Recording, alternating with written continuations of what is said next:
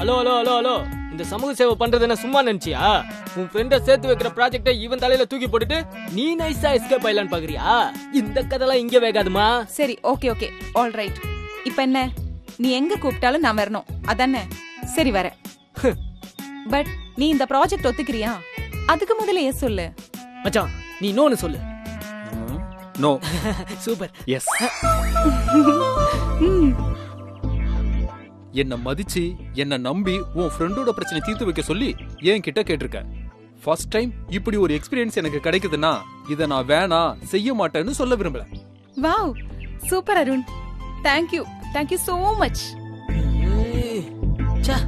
அருண், இதுக்கு முன்னாடி வேற யாருக்காவது இந்த மாதிரி திருட்டு கல்யாணம் பண்ணி வச்சிருக்கியா? இல்ல. ஏதாவது திருட்டு கல்யாணத்துக்கு சாட்சியா ரெஜிஸ்டர் ஆபீஸ்ல கையெழுத்து போட்டிருக்கியா? சத்தியமா இல்ல. ஓ, ஆனா கண்டிப்பா செஞ்சிருவேன், என்ன நம்பு. ஓகே, நான் உன்னை நம்புறேன். இந்த நிமிஷத்துல இருந்து நீயும் நானும் ஃப்ரெண்ட்ஸ். இந்த ப்ராஜெக்டை நீ சக்சஸ்ஃபுல்லா நடத்தி கொடுக்கற, ஷில்பாவே வினோதே சேர்த்து வைக்கிற. அவங்க சந்தோஷத்தை பார்த்து நம்ம 2 பேரும் சந்தோஷப்படுறோம். ஓகே?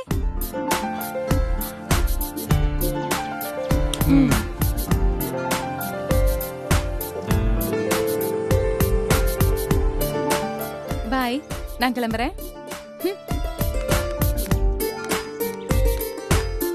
மச்சான், திவ்யா நல்ல பொண்ணா இருக்கால? இப்படி விழுந்துட்டியடா. இதுல வெக்கம் ஒரு கேடு.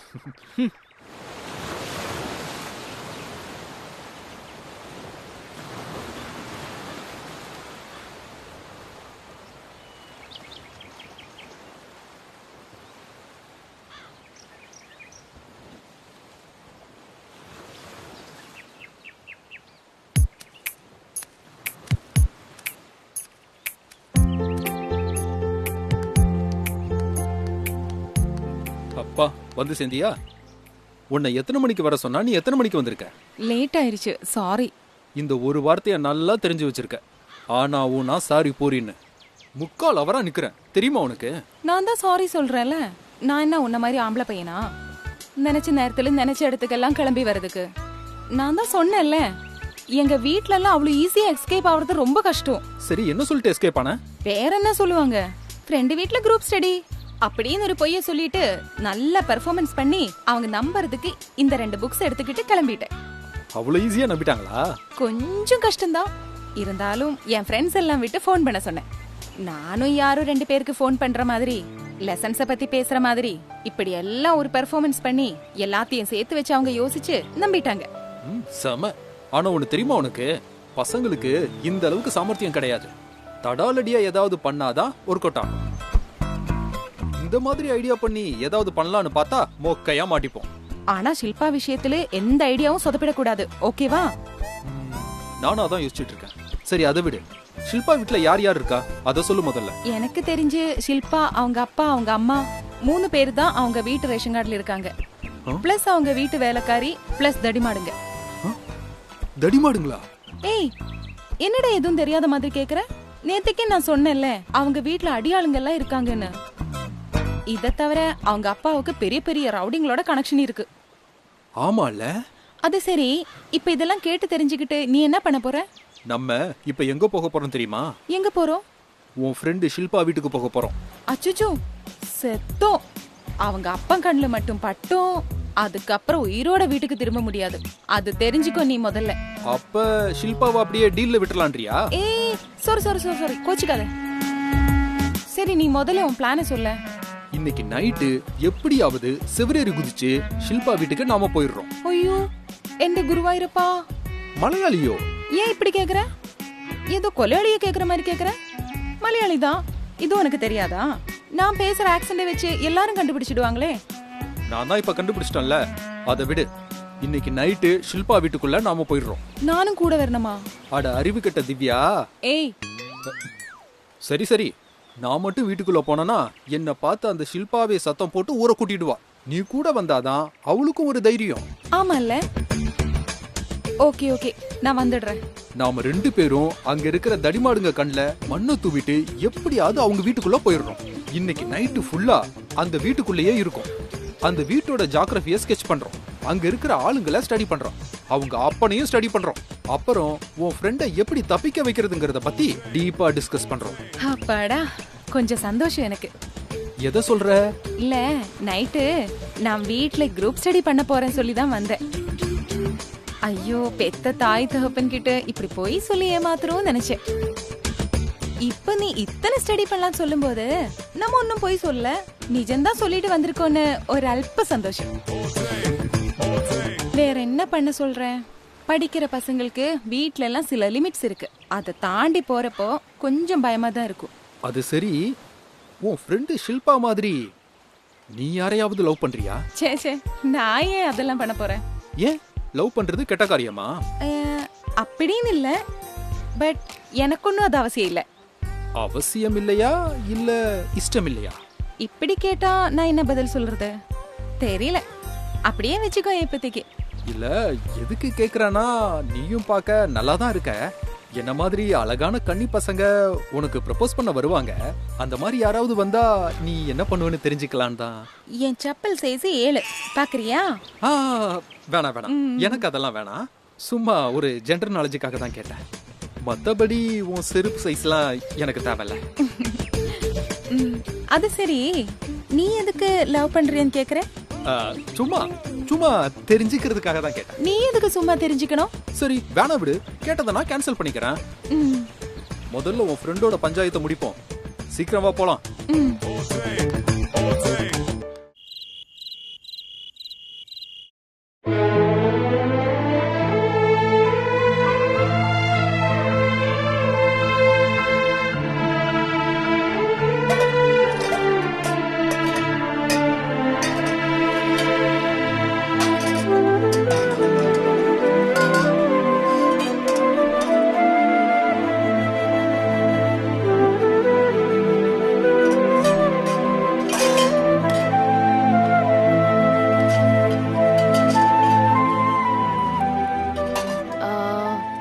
என்ன செல்ஃப் சிம்பத்தியா? இல்ல நடந்ததை நினைச்சு ஃபீல் பண்றீங்களான்னு கேட்டேன். நான் எதுக்கு ஃபீல் பண்ணணும்? நான் என்ன தப்பு பண்ணேன்? இப்ப ஏதோ புலம்பிட்டு இருந்த மாதிரி இருந்தது. நான் எதுக்கு புலம்பணும்? நான் ஒன்னும் புலம்பல. நடந்த எதுக்கும் நான் காரணம் இல்ல. எல்லாமே ஹரி சார் பண்ண தப்பு. ஐம் சாரி அத்தை. இன்னைக்கு நடந்த இன்சிடென்ட்ஸ்ல தப்பு மொத்தமும் உங்களோடதுதான். ஹரி சார் எவ்ளோ பெரிய மனுஷன், எவ்ளோ பாப்புலர் பர்சனாலிட்டி. அவரோட ஸ்டேட்டஸுக்கும் கெத்துக்கும் எப்படி எல்லாமோ இருந்திருக்கலாம். ஆனா எவ்ளோ டவுன் டு எர்த்தா நடந்துக்கிறாரு அத்தை. உங்க மேல எவ்ளோ மரியாதை இருந்தா உங்களை தேடி வந்து போனை கொடுத்துட்டு போவாரு. இதெல்லாம் நினைச்சு பார்க்காம வாய்க்கு வந்த மாதிரி பேசிட்டீங்களே அத்தை. ஆக்சுவலா சொல்லணும்னா உங்ககிட்ட இருந்து இந்த ரியாக்ஷனை நான் எதிர்பார்க்கவே இல்ல அத்தை. நான் என்ன தப்பா பேசினேன்? நான் பேசின எதுவுமே தப்பு இல்ல. நான் ஏற்கனவே உன்கிட்ட சொல்லிருக்கேன்ல, அப்பாவுக்கு பிடிக்காத எதுவுமே எனக்கும் பிடிக்காதுன்னு. இவர் சரிக்கு சமமா அப்பா கிட்ட பேசினது முதல் தப்பு. என்ன சப்போர்ட் பண்ணி பேசினது ரெண்டாவது தப்பு. நான் கேட்டேனா, இத்தனை வருஷமா என்ன யார் இப்படி சப்போர்ட் பண்ணி பேசினது? யாராவது ஒருத்தரோட சொல் பேச்ச குடும்பம் கேட்கணும். அதுதான் குடும்பத்தோட அழகு. இந்த குடும்பத்துல அப்பா என்ன சொல்றாரோ அதை கேட்டு நடக்கிறதா நம்மளோட வழக்கம். நான் அதெல்லாம் தப்புன்னு சொல்லல அத்தை. ஆனா அதுக்கு நீங்க அவர்கிட்ட அவ்ளோ கோபத்தை காட்டியிருக்க வேண்டாமே. அப்படி சொன்னாதான் புரியும். உனக்கு எதுவுமே தெரியாது பவித்ரா. ஏற்கனவே அப்பாவுக்கு பிபி இருக்கு. அதை விட முக்கியம் என்னன்னா, அந்த மனுஷனை அப்பாவுக்கு பார்த்தாலே பிடிக்கல. அப்படி இருக்கும்போது திரும்ப திரும்ப ஏதாவது ஒரு காரணத்தை சொல்லி அவர் நம்ம வீட்டுக்கு வர்றது எந்த வகையில நியாயம் சொல்லு? அவரா ஒன்னும் காரணத்தை கிரியேட் பண்ணிட்டு வரலையே. போனை ஹோட்டல்ல வச்சுட்டு வந்தது நம்ம தப்பு. அத திருப்பி கொடுத்துட்டு போக தானே அவர் வந்தாரு. போனை குடுக்க வந்தா அதை மட்டும் தானே குடுக்கணும். அதுக்கப்புறம் எதுக்கு வேண்டாத பேச்செல்லாம்? அத்தை, நீங்க பேசுனது கரெக்ட்னு ப்ரூவ் பண்றதுக்காக இப்படி எல்லாம் சொல்றீங்கன்னு நல்லா தெரியுது அத்தை. ஆனா உங்க அடி மனசுல ஒரு குரல் கேக்கும் பாருங்க. அத கொஞ்சம் நல்லா அப்சர்வ் பண்ணிட்டு அது என்ன சொல்லுதுன்னு சொல்லுங்க. அடி மனசு மேல் மனசுலாம் எனக்கு ஒண்ணும் கிடையாது. எனக்கு ஒரே மனசுதான், ஒரே யோசனை தான். நான் ஒன்னும் தப்பா பேசல. பவி, ம்? இங்க என்ன பண்ணிட்டு இருக்க? ஆ, வேலையெல்லாம் முடிஞ்சிருச்சு சந்தோஷ், இரு வந்துடுறேன். அதெல்லாம் அம்மா பாத்துப்பாங்க, நீ வா. ஏய் 2 minutes டா, நீ போ, நான் வந்துடுறேன். அதான் அம்மா பாத்துப்பாங்கன்னு சொல்றேன்ல. நீ போமா, நான் பாத்துக்கிற எல்லா வேலையும் நான் செய்யறேன். போ போ போ. இங்க பாரு, நீ வீட்டுக்கு புதுசு. ஆரம்ப காலத்துல இருந்து அம்மா இதை தனியா தான் செஞ்சிட்டு இருக்காங்க. எதை எப்படி செய்யணும்னு அம்மாக்கு தெரியும். நீ வா. சந்தோஷ் தான் சொல்றான்ல, நீ போமா. வேலையெல்லாம் முடிஞ்சு போச்சு. இப்ப 5 நிமிஷத்துல நானும் தூங்க போயிடுவேன். போமா. பவி, இப்ப நீ வர போறியா இல்லையா? சந்தோஷ், எதுக்கு இப்ப இப்படி கத்துற? எதுக்கு இப்ப பேசிக்கிட்டு அவன் கூட போமா. போ. நான் சொல்ற பேச்ச நீ கேட்க மாட்டியா? போய் தூங்குமா போ. சரி சரி சரி, இருங்க நான் போறேன். ஏய் நீ போடா, நான் போய் தண்ணி குடிச்சிட்டு வந்துடுறேன். சீக்கிரம் வா. ம்.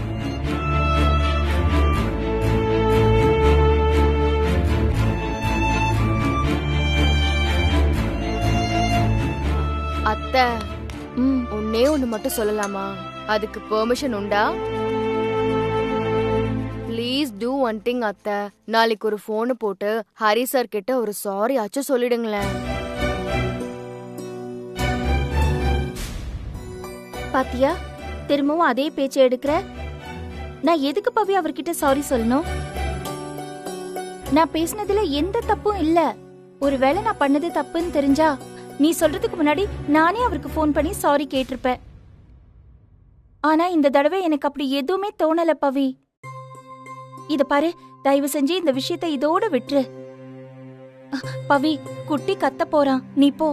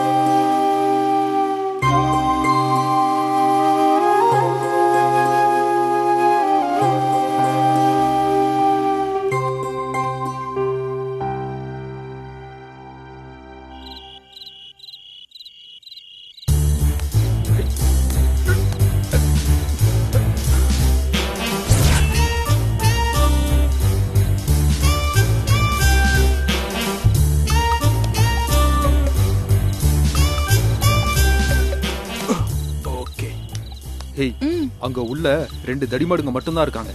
இது வழியா ஏறி குதிச்சு சத்தம் இல்லாம போயிட்டானா உள்ள போயிடலாம். ஓகேவா? நீ முதல்ல ஏறு.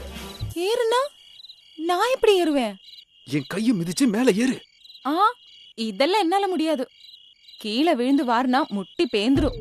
அப்புறம் நாளைக்கு எங்க அப்பா அம்மாக்கு யார் பதில் சொல்லுவா? ஓடும்போது கீழே விழுந்துட்டேன்னு சொல்லு. இதெல்லாம் ஒரு மேட்டரா? வா.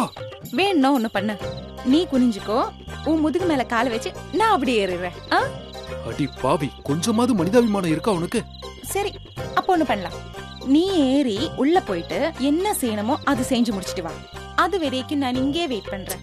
இந்த கதெல்லாம் வேணாமா? போற உசுறு ஒன்னாவே போகட்டும். இல்ல இல்ல இல்ல, நாம 2 பேருமே சேர்ந்து ஏறி குதிக்கலாம்னு சொல்ல வந்தேன். நீ என் முதுகு மேல ஏறி குதிச்சே போ. ஏறு.